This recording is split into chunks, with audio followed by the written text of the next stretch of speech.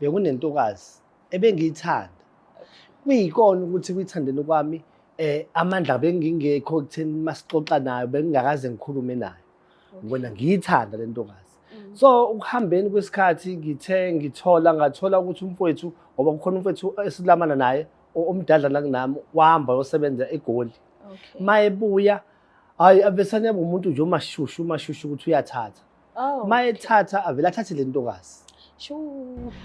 Phela kufanele kuqale kukhulume yena umenzi azoshayela kumina ngeke ngize kube mina ngisuwela ngithi menzi ngishele ukuthi usisi wami ngiyibona lo ngathi selixoxile lolu daba yazi usisi wami nje angeke abe nankinga ngoba sengikhulumile sikhulume thina ekhaya ngoba mina bengishapha ngithi angifune nje umuntu ngasekhaya ngeke phela uze ulento uze uyekelele izingane ukuthi zihlale la zikhuliswe umunye umfazi ozoyiphatha kabi ongcono thatha nangowakwenu ngathi hayi makuthi owakwethu akunankinga angangena into engiyibekayo uma ukuthi kufanele ngiqale lapha kudadewabo ngendlela esikhuluma ngayo sizoqala siye kudadewabo mina ngiyokhuluma naye ngivumelane naye ngiye kudadewabo futhi ngikwenze konke okufunakalayo lokho esixoxa ngako naye ngizofinyelela kuyena kodwa bengicela kuyena ukuthi ngisakwenza konke lokho sibe sithandana naye. Ha Magomede kanti kumayelana nani ngoba phela sengivumile ukuthi thatha usisi wami ngizokuthanda nami manqabile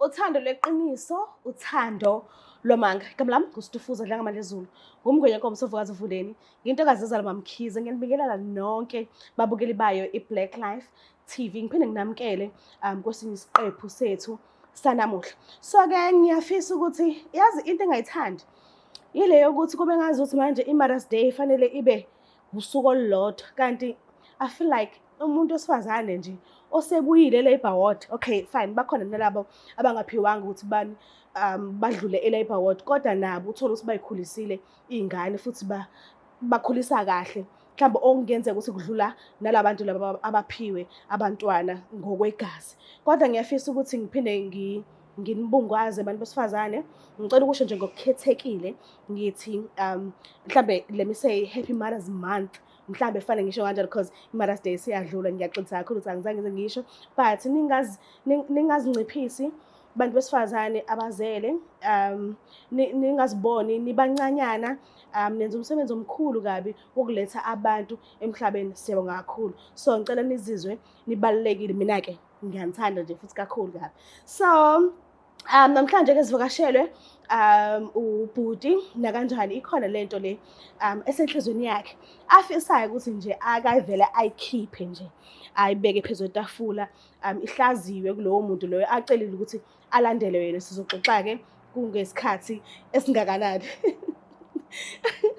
so bafethu into engifisa ukuthi nginikhumbuze yona ukuthi sikhona especially lapha kwimpande zama-Afrika kwi-Black Life Traditional Pharmacy mekukuthi khona isifo ogula ngaphansi kwaso and uthe uyalibheka usizo wangalithola ngokuphuthuma ngiyacela usithinte ku-062 219 7748 ubuze ukuthi ikhona yini into esingakusiza ngayo kakhulukazi kulabo abantu othola ukuthi sebekhulile ngeminyaka bahlushwa oshukela BP inyawo umzimba obuhlungu noma uthola ukuthi ingaphakathi lakho libolile uthi bangabe kuthiwa uyaphefumula nje ngokhalo uphefula ngesingezansi ubone ukuthi kufanele uvule amafastela kushaya umoya endlini ngoba yimbi into oyikhiphile sithinte kule number le engisanda kuyibiza manje usizo uzothola nakanjani bese kuba khona ke ama products uthola ukuthi lawa abheke kubantu besifazane uthola ukuthi wazaliswa washiywa kanjalo walahlwa baba umntwana akamondla umntwana akazi nanokuthi uzele ukhohliwe nje sekuwumnumzane Ramaphosa kuphela osebhekelela abantwana ngesibonelelo ekubeni umntwana unobaba wakhe and udla inhlavana ukhona emhlabeni uyaphila uthola ukuthi akambhekelele umntwana nalawa ama products futhi sinawo nokuthi umntwana wakho ukhona akondliwa noma mhlawumbe waphikwa ndlela thizeni sithinte ku 062 219 7748 bese kuba khona abanumzane uthola ukuthi yes uyaphila yena but ubudoda bakhe buyancikisela. Umnumzane sometimes uyakhathala ethe nomuntu endlini ahleli naye kodwa uthola ukuthi inhliziyo iyathanda kodwa isimo azivumi. Umnumzane uyancikisela, akaphakami, mekwenzeka ephakamile akalihambi ibanga elide. Nakhona lama products lawo akhona mekuthi unayo inkinga enjalo uyawubona umuzi wakho uyabhidlika manje, uyambona umama wasekhaya ubhurekile nje ayikho imfudumalo ekhaya, sithinte ku-062 219 7748. So ke asike sifocuseni ke kudaba ubaba azizele nalo namhlanje. Sike sizwe nje ukuthi wayezivakashelile. Sawubona kunjani? Ngiyaphila sisi. Ngiyaphila nami. Ngicela ukwazi isibongo sakho nalapho ubuya khona. Mina sisi igama lami ngubenzi ngwakamthembu. Ngiqhamuka eBonela endaweni yaseMayville. Kukuphi emakhaya wakho? Amakhaya Sunface, Estifates, Highflats. Oh, Highflats. Yes. All right. Ngicela ukwazi nje kancane ngempilo yakho. Bese njalo esemekhaya. Mawukhuliswa ukhuliseke kanjani? Ubuya esandleni sababa nomama bebambisene noma bekumzalo yedwa noma bekwama grandparents? No, ngikhule kanzima ngona ekhaya. Abazali bami beshadile, umama nobaba. Like kuyisimo sokuthi ubaba bengasebenzi, umana kuyena ukhona ekhaya. Shuthi ke lucky umana wathola i-pension because wayenenkinga yamehlo. Oh, okay. So emva kwalapho wathola le pension. So i-pension iyo engikwazile ukukhula ngifunda ngichothoza ngihamba ngayo le pension kamama yebo. Ngoba ngeke ngibale kakhulu ubaba ngoba ubaba beyazi mhlawumbe masihlele abizwe ngamagama athize kuthiwa u30 yabo. Because uyathembisa u30 ungaveli. Angaphathisi ngomhla ka30. So ngikhule nje esimeni kona ke ngaze ngafika kuleli zinga engilona. Akufani ke manje ngoba phela masukhulile wawuthola lo grade 12 uyakwazi ke na ukubamba lapha nalapha. Sinjani kodwa isilonda ngobaba nje ekukhuleni kwakho? Mhlambe ngabe upholile noma ungapholanga kodwa ayonto inakile. No, ubaba ngiyamxolela ngoba mangibuka ubaba ngesikhathi sakudala ngithi bekhule kuvele kungekho umuntu imfundo bengenayo. Bebehamba bayofuna uyozama nabo ngendlela yakhona futhi irandi liphansi. So bona babethola amatoho ebelungwini ko Pinetown bezisebenza bo bricklayer kanjalo. So into abayenza benza ukuthi nabo bakwazi ukukhulisa ukuthi bathole amakhosikazi. Inhlanhla abayenza bakwazi ukuthi umuntu asebenze ngalo mali encane ayibeke athathe unkosikazi kuze kube ukwazi ukuba nezingane. So impilo engeke ngize ngimbeke icala kuyona. Okay. Utheni bangake ingane enza kwenu? Besiwu7 njengamanje sisele sibathathu laba abanye badla. Mina ngowesi4. Okay. Ngowa4. Okay. Uthe asithathane indaba le ikababa. Yebo. Nokuzizwa kwakho indlela obekenza ngayo ngesimo sikababa ekhuleni kwakho. Yebo. Uthe mawusiqala uba nomntwana bowubaphethe kanjani njengomuntu wesilisa nawe uwubaba ubile nabo ubaba ekukhuleni kwazo izingane zakho noma ingane yakho bekuthi iyodwa? Mfethu ngizochaza ngithi ngesikhathi ngifika esizingeni lokuba ubaba ngikwazile ukuthi ngesikhathi ngithola ingane ngiyithole ngingakathathi umuntu wesifazane ngingena lutho ngoba amandla abe mancane. So ngikwazile ukuthi ke kufanele ukuthi mangabe wenzile iphutha emzini womuntu fanele uhlawule. Inhlawulo bengikhiphe ngikwazi ukuthi ngikwenze okuyimasiko kuyizeke phela ukuthi ke amasenti siwatholayo mancane la kulamadoktore esiwasebenzayo. So kona kwamanje ngingachaza ngithi angakathathi. Okay. Kodwa izingane zami zonke nje ngiyakwazi ukukhipha leyo mali. Ingane enginazo zu2. Awukhohle ukuthi ubaba. Yebo, ngeke ngikhohle. So nanoma nini mangaze kuthiwa nje umuntu uhlangana nomntwana wakho abuze ngobaba womntwana wakho ebuza enganeni yakho, ucabanga ukuthi uyophendula kanjani? Iyoba happy ithi yes mina nginobaba ongibhekelelayo futhi ngihappy ukuthi nginobaba, noma mhlawumbe uthatha kanjani indlela wena othi mawubheka ubabhekelela ngayo? Hayi ingane zami mfethu ziright. Ngiyazondla ziwu2 zihlukene ngomama. Okay. Ngiyayihambisela ngihambiselayo ngathi isikhathi imali mangabe ngifaka iyahlukana. Okay. Leyo mali sasivele sivumelene ngayo iyona engiyikhiphayo. Kodwa zenele. Hayi zenele mfethu. Okay. So ngicela ukwazi-ke ukuthi yini le ekuphushe kangaka ukuthi uzufinyelele kule show namhlanje ufuna ukukhuluma ngani, ufuna ukubhodla ini, ufuna ukubhodla kubani. Ungiqale nje ekuqaleni uhambe nami uzufinyelele kuvuthondaba. Yabo sisi eqinisweni sesilana ngithanga ngibhalele ku Black Life. Ngifike ngizoxoxisana nawe ukwazi ukungisiza. Lana sisi esikoleni ngisafunda. Yes. Bekunentokazi ebengiyithanda. Kuyikona ukuthi kuyithandeni kwami amandla bengingekho ekutheni masixoxa nayo bengingakaze ngikhulume nayo. Ngibona ngiyithanda le ntokazi. So ukuhambeni kwesikhathi ngathola ukuthi umfowethu ngoba kukhona umfowethu esilamana naye omdala la kunami wahamba yosebenza eGoli. Okay. Mayebuya hayi avesane umuntu nje umashushu ukuthi uyathatha. Oh. Mayethatha avela athathe le ntokazi. Shu. Mase ithathile le ntokazi manje mina inhliziyo yami ibhlungu. Uyayithatha iyona intokazi noma ngingakaze ngikhulume ngithini serious yona kodwa beyazi ukuthi lo muntu unegama nami. Okay. Wasibuya ke intokazi yasihlala la ekhaya ngoba seyithathiwe sewumakoti eseshade naye umfowethu. Hayi ihlaleke isikhathi eside behlala naye unkosikazi wakhe ngikhona la egcekeni. Uyabuka nje, uyaphithizela nje la and wena lo muntu enhlizweni yakho bowumthanda. Ngiyamthanda mfethu ngimthanda lo muntu mfethu. Ish. So umfowethu njengamanje njengoba ngizile ngize kuwena ukuba ungisize ngoba yena umfowethu bese washo. Oh. Mayedlula emhlabeni wamshiya umakoti la egcekeni ekhaya. Mina ke ngesimo ke samanje amatoho vela angibhedela. Angisikasebenzi. Yebo kodwa manje umakoti kamfowethu sengithola ithuba mina ngoba umfowethu akasekho.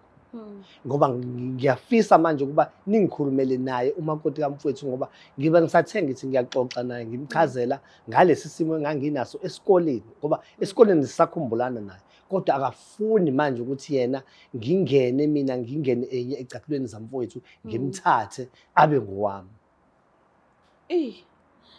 Yini le dala ukuthi inhliziyo yakho ingadeli ukuthi kade esewukamfowenu? Why ulandelela kangaka kanti yini le engaye kangaka?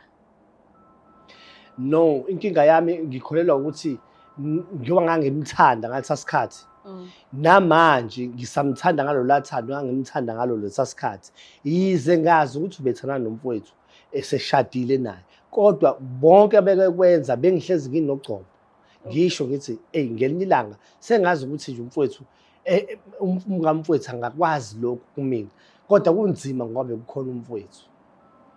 Ngiyacela ukuthi ungifakele ifoni ku silent. Shuthi uyakudinga lokudingayo. So, ayikaze nizidaleke inzondo mhlambe phakathi kwakho nobhuti wakho ukuthi usevele wathatha lo muntu wena obumthanda kangaka.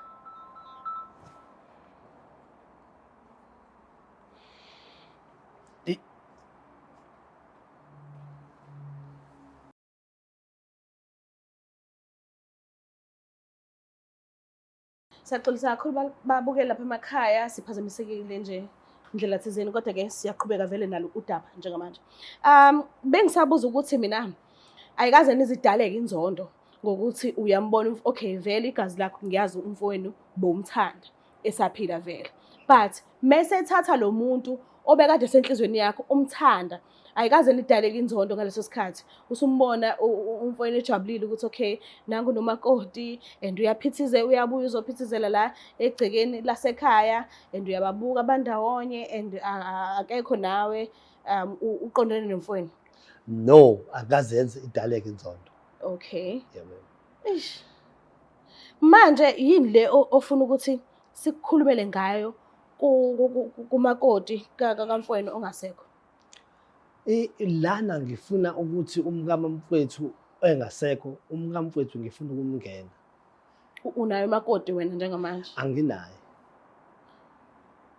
Inkinga ukuthi phela imizi ayifani. Yebo. But ngokwesintu ngazi ukuthi awukwazi ungena umakoti kamfowenu ungenayo wakho. Kufanele uqale kube khona owakho kuqala. Nakhona mekuwukuthi nibaningi kufanele kube wofanele ukuthi angene umkamfowabo, hhayi nanoma umuphi ubhuti wakhe. So mhlambe wena ngabe ungofanele 1, 2 umndeni uthini ngalesi simo nje sonke. Utshelile, bayazi and bazizwa kanjani? Like yabona yena umkamfowethu ngingofanele ukungena kuyena. Okay. Ngoba nalapha emumva yena kukhona indawana yokuthi sake saxoxa, sake safunda la esikoleni. Okay. La umndenini, umndeni bengakawuchazeli, Okay. bengakawutsheni lutho, akakwazi lolu daba. Yena sakhulumile naye, sibonana nje egcekeni, saxoxa lolu daba, ngathi ukuhlala naye, kodwa uyena ophikayo. Ngiyazi umndeni ngeke uzube nenkinga. Umndeni ukuthi sikhulumile naye into yaqonda, umndeni uzoba ngakumina.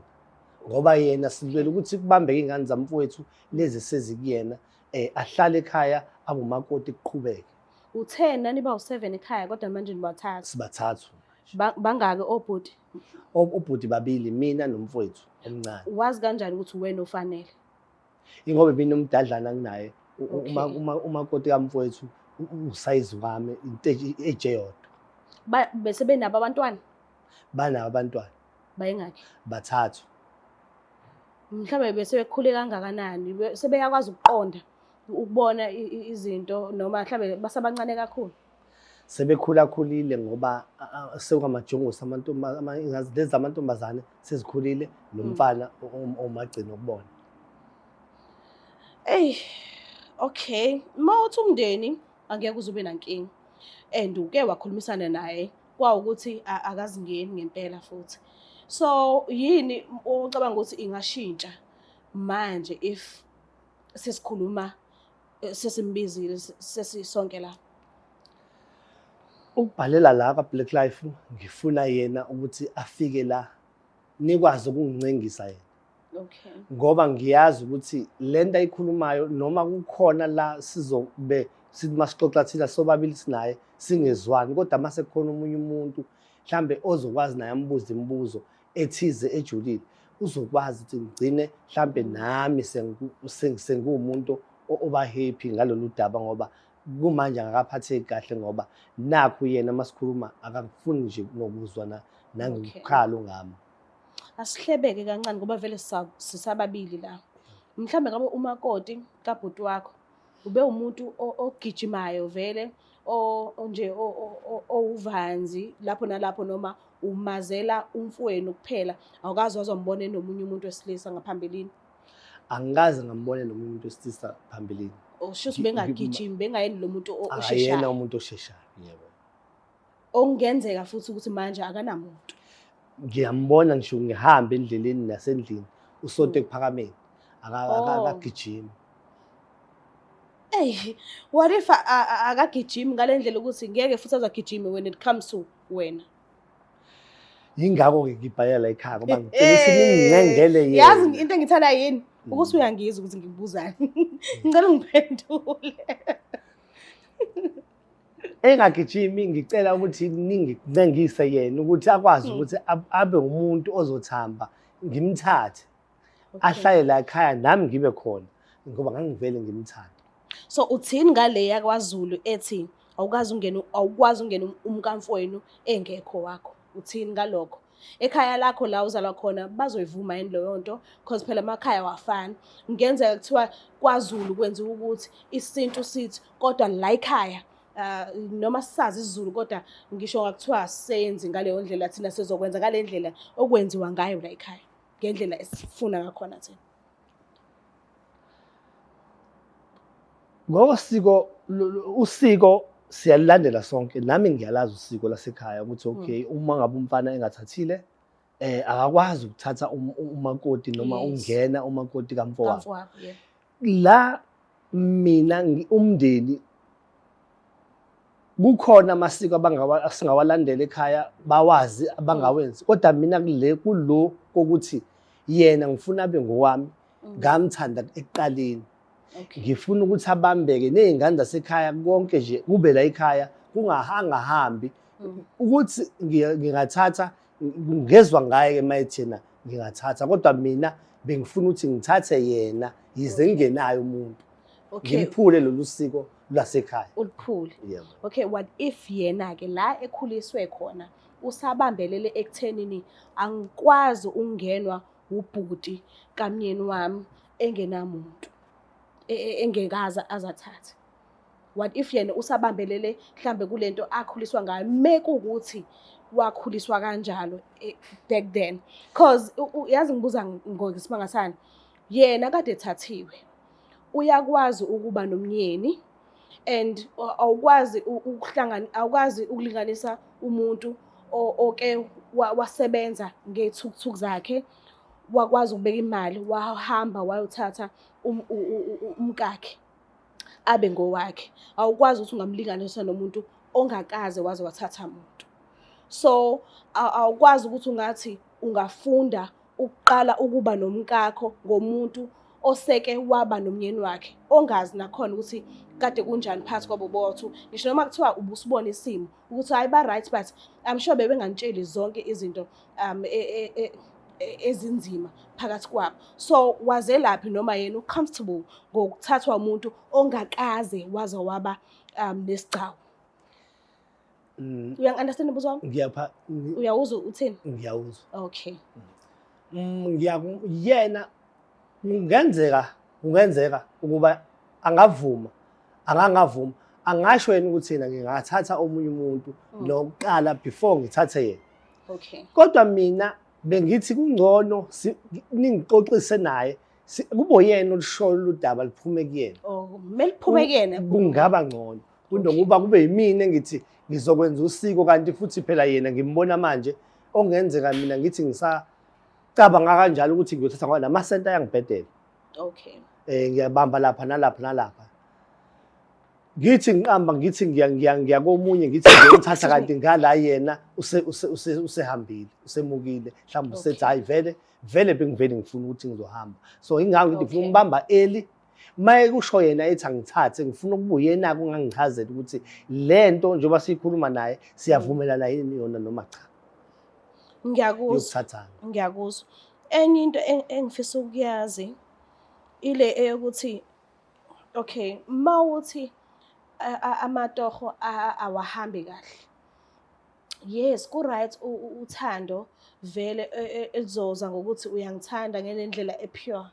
Kodwa akubi lula ukuzwa mawungitshela ukuthi uyangithanda ngingenayo into yokugqoka ngizothi mengicela into yokugqoka kuwena uthi hey asilindele kuphela inyanga ngithi anginaso isinkwa uthi nje asike sihambe sotsheleka komakhelwane ukuze sithole isinkwa ngikwazi ukuzwa kangcono ukuthi uthi uyangithanda ngoba nakho ngizokwazi ukugqoka ngendlela engifuna ngayo ngesikhathi engifuna ngaso ngizokwazi udrive imoto engicelayo so uvalo lwami lusekuthenini mawuthi amatoho akhambi kahle mhlambe yes ngiunderstand futhi mawuthi ufuna ukuthi sikuncengele kulungile but njengoba eseduze kwakho esegcikeni elilodwa nawo I'm sure uyakwazi ukubona ukuthi uphila impiloni uphila isimo esikanjani mhlambe ngokumazi kwakho uzomthatha isikhathi ukuthi avume noma mhlambe angeke kuze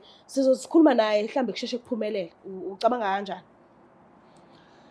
la esimweni sematoho nokuphila nendlela angayiphila akunankinga kakhulu ngoba yena umfowethu ngiyazi ukuthi wamshiyela.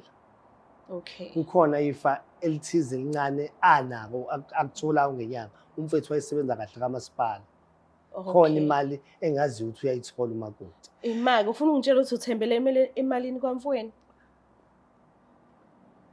Angithembele emalini kamfowethu kodwa sengisho lapha ekutheni ngingakwazi ukumlobola.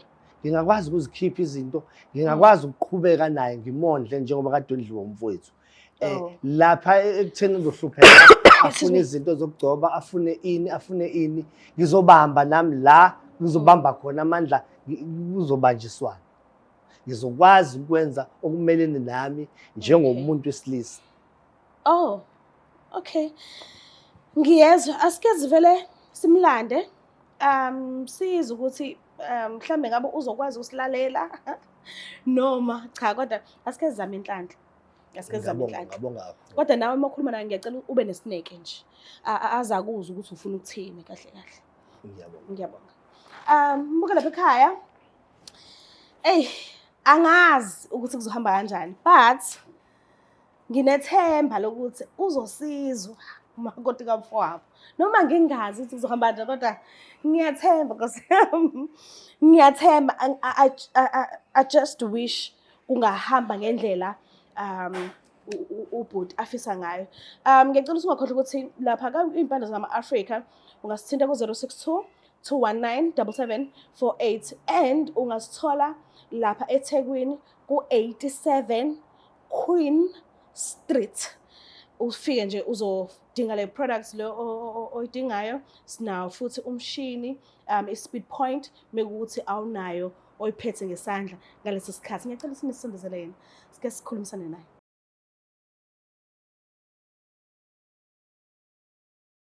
Phinde sinamukele futhi babukeli bayo iBlack Life TV. Nako-ke udadewethu sesihleli naye njengamanje. Ngiyathemba ukuthi esinizoxoxisana naye ngakho angase asizwe, kodwa-ke angazi, asike sibuke nje ukuthi kuzohamba kanjani. Sihambela kanjani? Ngiyaphila njani? Siyaphila nathi. Ngicela ukwazi ukuthi uma bani usuka kuphi? Ukhuluma noDumisile Gumede. Okay. Amakhaya ami ngamaphumulo. Ukhulela amaphumulo. Ngikhuleka amaphumulo. Uze nini eMevi? eMevi ngafika ngo-94. 94, okay. Mhlambe ngabe uyamazi ubhuti Nhlenane? Yebo ngiyamazi. Nazana kanjani? Ngimazi ngoba ngangifunda naye before and umfowabo womyeni wami ongasekho emhlabeni. Oh, okay. So mawuthi umfowabo kamyeni wakho, mhlambe ngabe bewuhlala nomyeni wakho egcekeni lasekhaya la ezalwa khona, noma mhlambe beniphume ikhaya nabaseceleni nomyeni wakho? Besihlala ekhaya engakawakhi umuzi wakhe. Okay. Ngoba abazali amatoha bebheda. So besahlela ekhaya ngoba sisahlanganisa impilo ukuthi sizame ukwakho owethu umuzi siphume ehlaleni nezingane zethu. Nakho uNkulunkulu esemthatha-ke singakawakhi umuzi yes. Sahleli la nabazali vele abasekho. Nesidingo sokuthi siphume angisasiboni ngoba befase siqhubeke sihlale la nezingane. Sikhulisa sakho umuzi ukuze izingane zibe nekhaya eliphilayo elifudumele.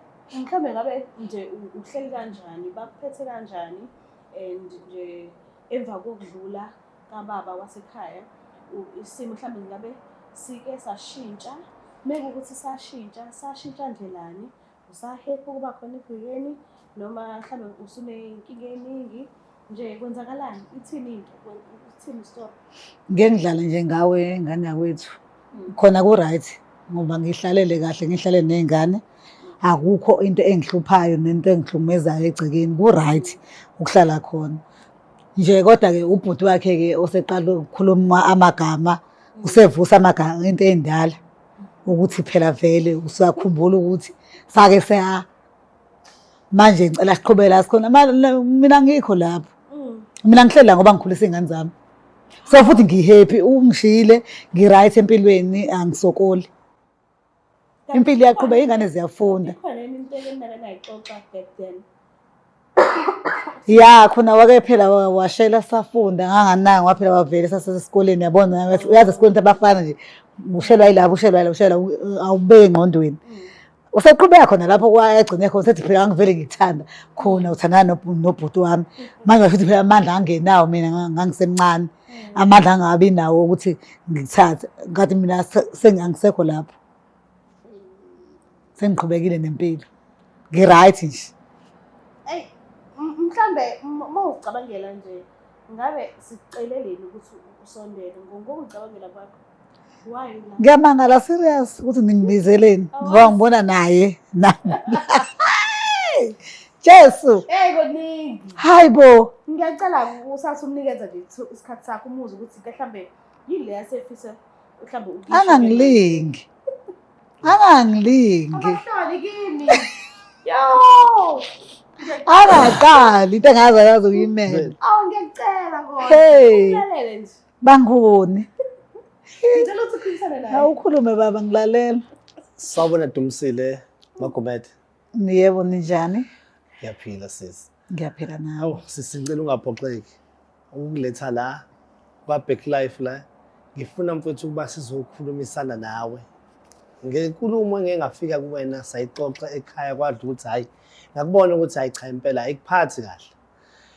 La mfowethu ngizogcizelela ukuthi ngiyafuna ukuthi ngempela njengoba umfowethu engasekho mina ngibe umkhwenyana wakho, ngivuke mina ngibe umkhwenyana wakho njengoba wazi ukuba nami lo engikushoyo angikusho manje ngikusho egameni lakudala sisuka ebunganeni kwaba khona kwakuvele kukhona kusakhona namanje.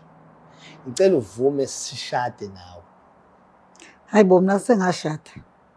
Okokuqala nje sengashada nomfowenu and two angifuni nje umuntu wala engigane khona ngizongibuka kanjani bazongibuka kanjani bona bakini mesebenza usengithana nawe kanti ngithana nomfowenu washona kwamina enhlizweni yami kuzongifikela lokho ukuthi futhi unesandla ekufeni kamfowenu uma uzofuna manje ngoba umfowenu sengasekho ukuthi asiqhubele asagcine khona and one uphelile 4 years. 4 years. Uphelile 4 years. Sengasekho emhlabeni. Uqalene nokukhuluma ngalolu daba. Uqala nje. Oh, Manje.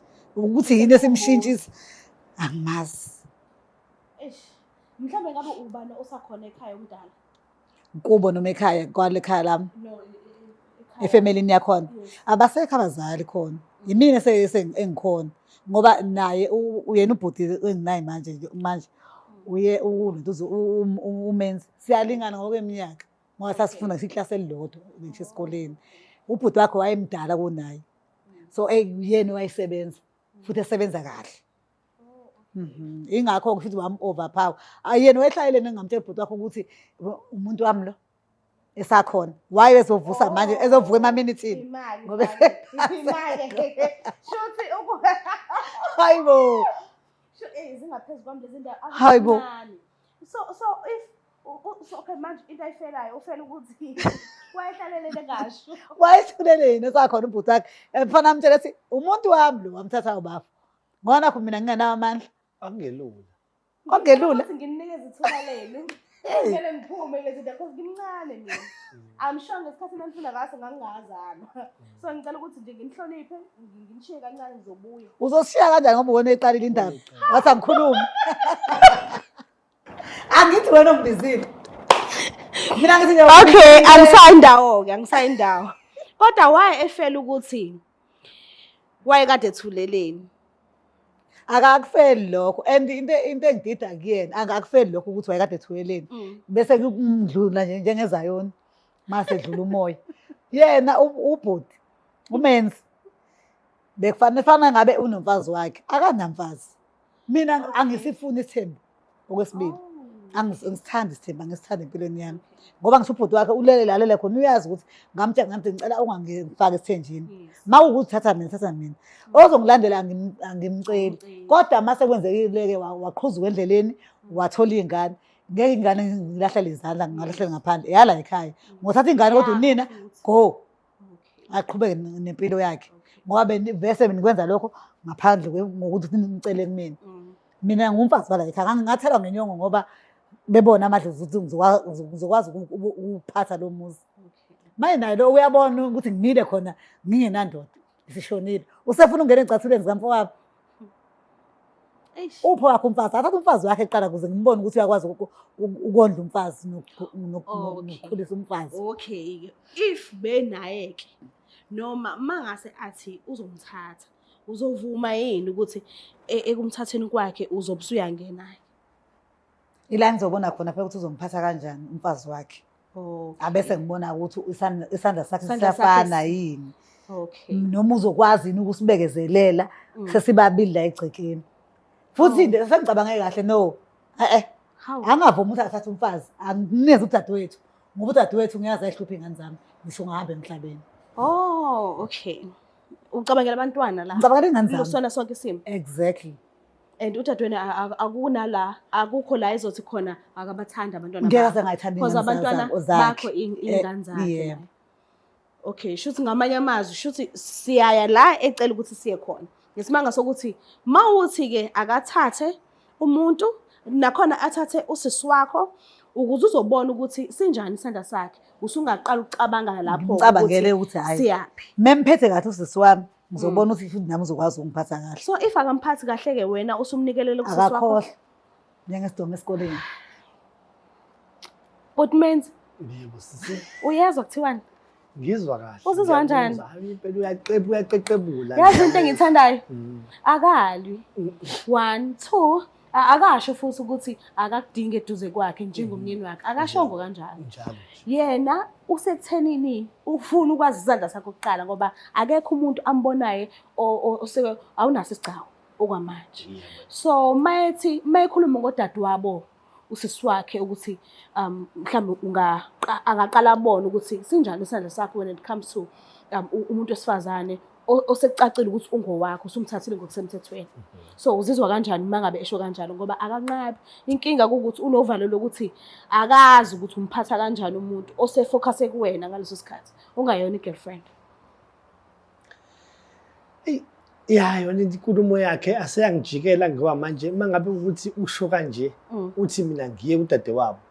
Manje udadewabo uyazi angazi ngikhulume naye. Ukwazi kahle ukuthi mina umuntu engisakhulume nawe uyena. Yonke into nesikhathi sokuqala njengoba echaza ngosisi wakhe. Uchaza ngomuntu ongekho la. And futhi naye lo muntu aziyo ukuthi for sure lo muntu mangifika kuyena uzoke ngibuze nje kahle ukuthi awungitsheleke usufuna ukuthi wena ekini uthathe udadewethu nami futhi ngifuna kulowo muzi. Yini ngoba mhlambe nami khona la ngikhona. Manje njengoba yena echaza kanjalo ukuthi yena angithathe udadewabo ukususela lo. Uthatha phi ukuthi angithathe udadewenu ngime ngifuna wena. Ngicela ukuphendula baba.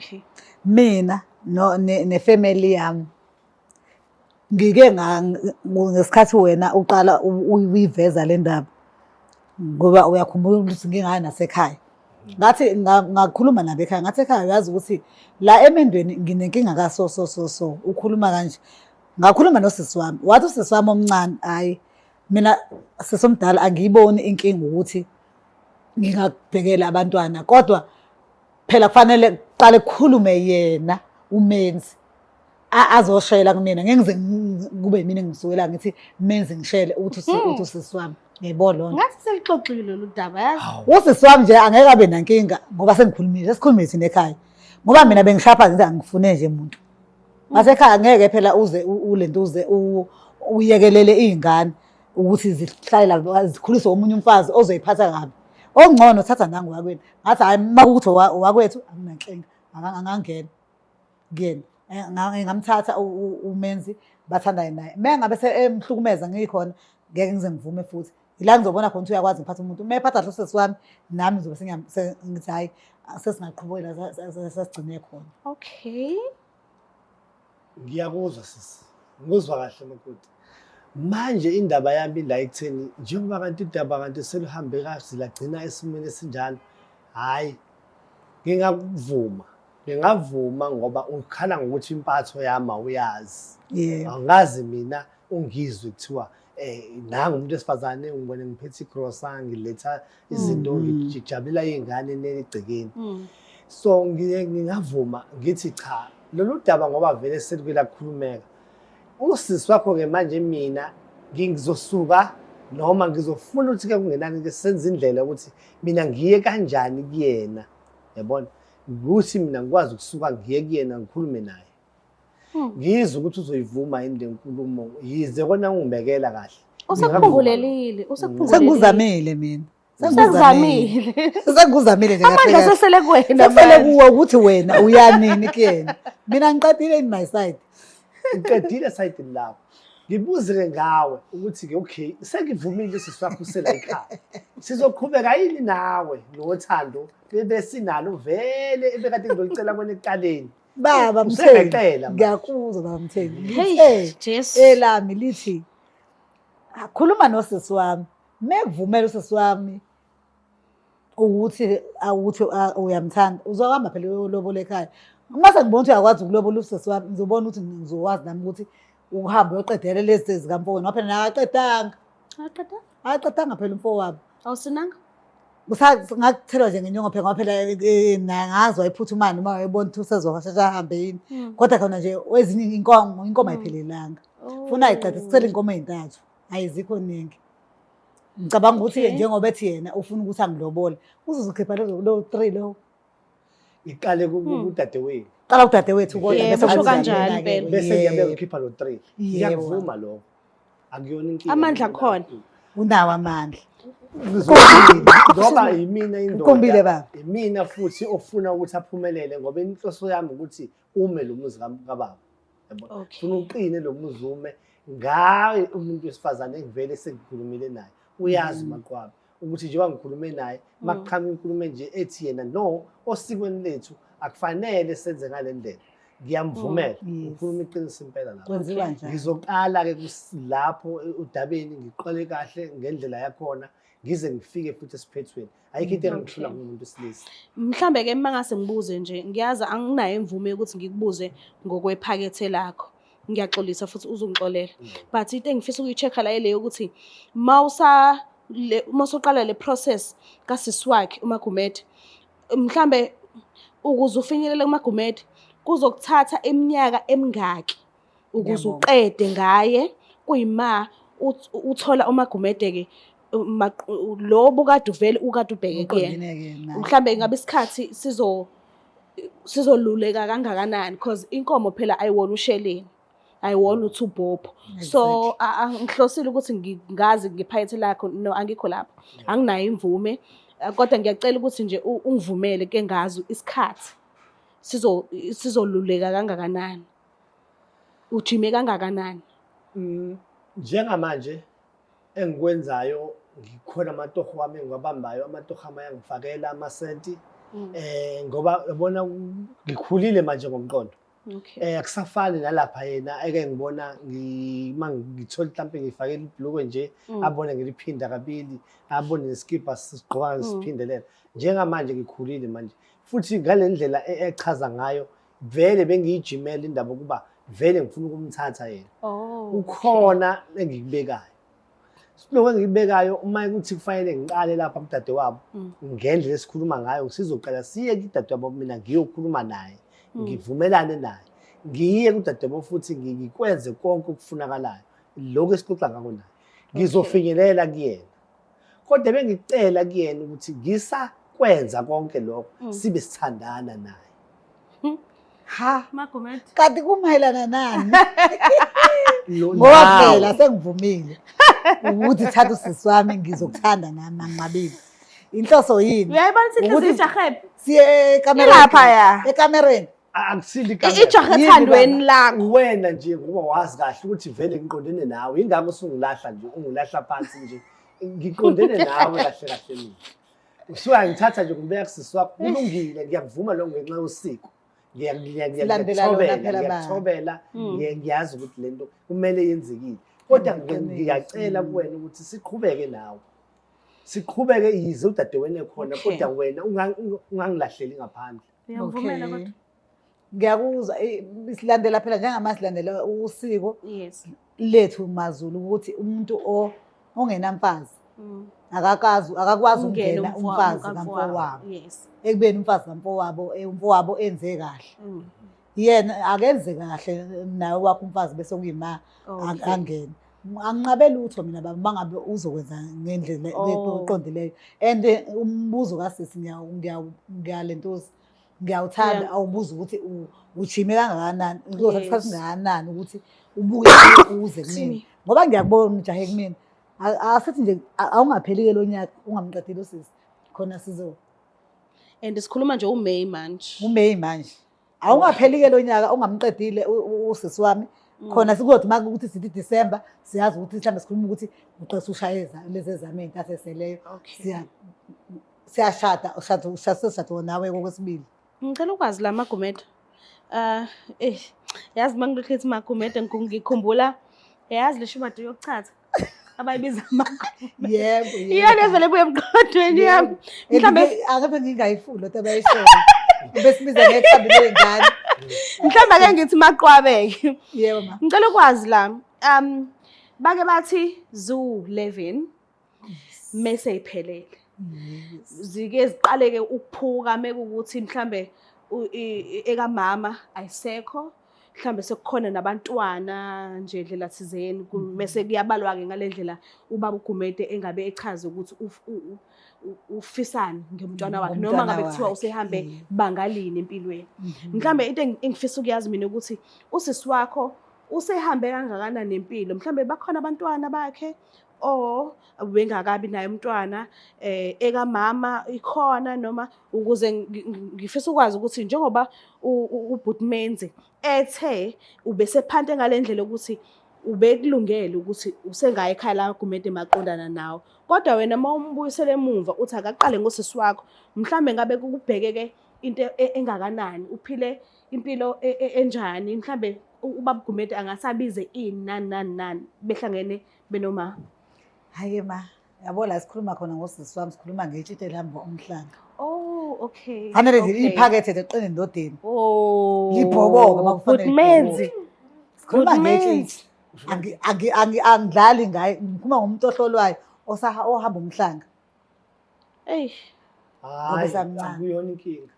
Akuyona inkinga. Amanzi amancane. Amanzi amancane la ngoba uchaza ukuthi uchaza kahle uchaza ngomuntu othi usahamba umhlanga kayilutho. Ukuthi ke vele phela njengoba ngizomthatha nami ngiyazi nami ngizolandela futhi imigudu ngoba ungangitshela kanjalo kanti futhi mhlawumbe yena udlalile ngawo yabona kodwa ekugcineni ngizokwenza konke ngoba inhloso uzofika kuwena engicela ukubuza mangabe usuthola ukuthi ke baba Mthembu usufikile lapha kusisi wami wathi akusikho ngizophinda ngibuze ukuzomhlaza la kwisho. Angeke ngize ngikwenze lokho ngizobona ngendlela engizobe kodwa ngizobuyela wena kodwa umuntu esobe fa isikhuluma igaba ngoba phela ngithobela uThembu lesukhulumile naye. Yebo. Wena phela umuntu efanele ngibuyele kuwena kuqala. Ngitshele into ade ungitshela yona akuseyona. Kodwa kusho lapho sobe sesimayinazayo ngoba phela njengoba sisechaza ukuthi uma ngabe umuntu nalamathize lapha fanele wena ube khona ukuphukayo.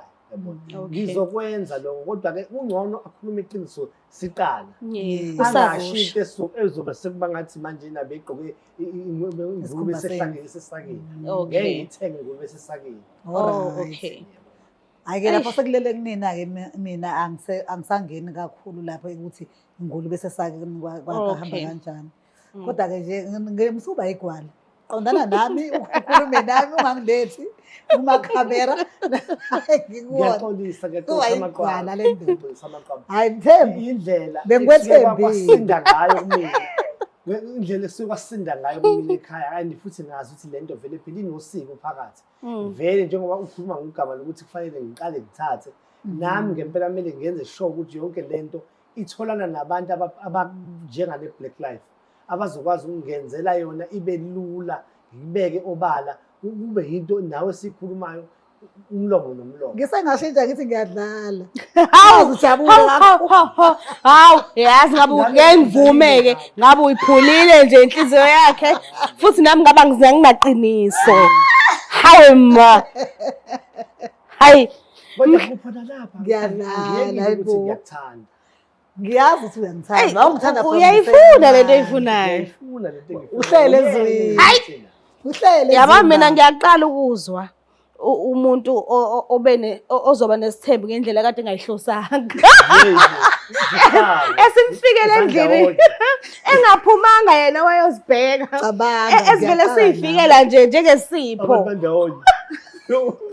Hayi kodwa ke futhi ke phela ngoba vele obekuyekile ubaba ungakukhokhisi umthembu obekuyekile fakusha 15 sudlale kakhulu ngaye 15. Kodwa ke Magumede uyachaza ukuthi awunqabanga uyavuma only if uzoqala azibonisa ukuthi sinjani isandla sakhe ekuphatheni umkakhe kuqala kuyima. So into engifisa ukuyazi Butmenzi ukuthi kufika kanjani enhlizweni yakho nje sesizovala ngifisa ukwazi ukuthi kufika kanjani enhlizweni yakho kuzoqalwa nini amalungiselelo ukuthi kuyoqalwa kumagumede lo omncane kuyima ufika la ufuna ukufinyelela khona how do you feel nje ungigoqele nje Hayi kulula kakhulu ngendlela esichaza ngayo kona ukuthi ke ngendlela achasisa sobe sihamba ngayo ukuthi yena kufanele ngiqale lapha kuyena ngiyokhuluma naye umama qala ngoba ngeke ngivele ngifike ngithi kuyena ngeke ngabo ngikhululeka sengiqedile mina ngisale kuwena lokhu njengoba sikumanje kuMay uJune ngizoya kubo ngoJuly ngiyophatha isifo omncane July August ngizobona ukuthi lapha kwenzakalani ngizomisa ezinye izinto zami ebengithi ngizihlelile ngizama ukuthi lapha kuNovember December ibonus le ngizoyithola lapha namasentshana umshado lo baba bese ngenza umshado lapha ngibhale ngiyacela makubhala ngizobhala ucaca abazali abazokhuluma thina sinasezi ngizocaca kodwa konke nje ngizokwenza late ngizokwenza lokhu ukuhlanganisa ukuze ngikwazi ukuthi kushaye lesikhathi usishoyo njengoba uchaza ukuthi ufuna ukubona ukuthi mina ngumuntu owazi kanjani ukondla umuntu onjani uwazi nempatho yini impatho ikhona kodwa ke ngiyafuna ukuthi uyibone ngoba vele ubonile ngihleli nawe ukuthi ngisho ekhaya ngaze ngibe nephutha ngaze ngilwe namfowethu ngenxa yakho angaze ngiyenze lutho kodwa nje konke ngoba sithembisana ngizofanele ukuthi ngizokwenza ngiqikelele ngikwenze ngize ngiyophetha mina ke abangikhulisa bangitshela ukuthi isithembiso uyasigcina nje mama so ngicela ukuthi kube kanjalo njengoba uchaza nje kube ukuthi uzogcina ufeze ngaleyo ndlela nje mama ngiyavuma ngiyabonga kakhulu Magumede ngiyabonga kakhulu ukuthi ungihloniphe ungilalele nje ukuthi yini bengifisa ukisho kuwena ngiyabonga kakhulu ngesikhathi sakho ngibonga mina mbuke lapha ekhaya niyazibonela nani ukuthi siphethe ngani and ngiyayibona lento izokwenzeka only if iqiniso lizogcineka linjengoba lishiye lithenjisiwe kanjalo so ngiyacela ungakhohlwa ukuthi subscribe ulike ushare ngiyithanda kakhulu ngiyacela lapha ekhaya ungalenzi iphutha lokuthi uzibone ungena umkamfowenu ekubeni awunaye owakho umkakho kuqala unkosikazi wakho kuqala so qala ngawe kuyima ucabanga-ke ukuthi okay fine usungaqala ukukhulume nabantu abadala ukuze uyofika kumkamfowenu kodwa nje qala ngowakho uqala sibone ukuthi uyakwazi ukuphatha umuntu wesifazane ekhaya ozokuzalela ingane akwandisele isibongo sasekhaya lapho ngiyacela ungakhohlwa ukuthi subscribe ngiyithanda kakhulu bye Black Life Traditional Pharmacy izimpande zama-Afrika sikulethela konke ongakudinga sisebenzisa imvelo kokulapha sididiyele izimpande kwahlanganiswa ongoti abahamba phambili wezokulapha ngesintu senzela wena sikhona isikhafula sokubuyisa isithandwa sakho ukuthola umsebenzi ubuyisa umuntu wakini owaduka sikhona neziwasho sikhona isiwasho sokugeza isichitho ube nogazi uthandeke ebantwini ukususa amathunzi amnyama nokuvula izinto zakho zikale phansi abantu bakuthande siyabasiza nomama uma unenkinga umhlume ama-ulcer i-cancer i-BP ushukela ama-fibros uvule nesibeletho ukuzothola abantwana siyabasiza nosisi ukukhuphula isitofu sibeke ku6 indoda ikuthande kakhulu izikuphi imali nobaba sebasiza ukuqinisa idonkipiri umthetho uqine endlini wenza umuntu wakhe athande wena wedwa alangazelele wena wedwa futhi uphinde uvikele umkakho woza kithi epharmacy eBlack Life Traditional Pharmacy. Black